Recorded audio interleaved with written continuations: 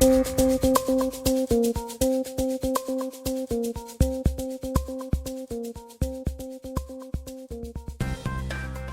constant delivery of materials was one of the biggest surprises to me.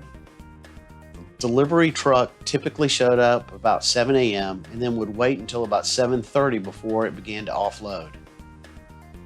Today, they were delivering the framing for the basement and the first floor.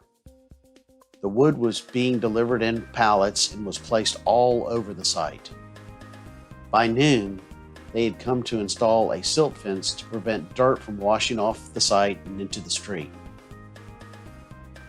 During the lull in activity, I took the opportunity to test out some shots and filming techniques.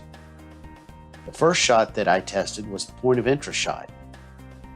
In getting the point of interest shot to work, I first had to lock in on a central point and go up at least 30 feet above and then go out at least 16 feet in the radius from the point to be able to begin the rotation. I was really concerned with the tree branches along the front of the property. After setting up the point of interest rotation, I decided to develop waypoints for the project. Since I filmed the teardown from the rear of the site, I knew that this was going to be my first waypoint destination. I took the drone off from across the street and flew it up to about 90 feet before starting out to the first waypoint.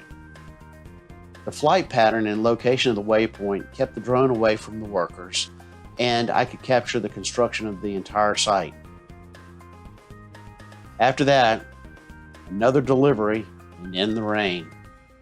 It did not rain much from this point on, but I was beginning to get concerned because I was going to have to deal with rain the remainder of this day. At the end of the day, the workers showed up to start drying off the concrete. The fun was about to begin.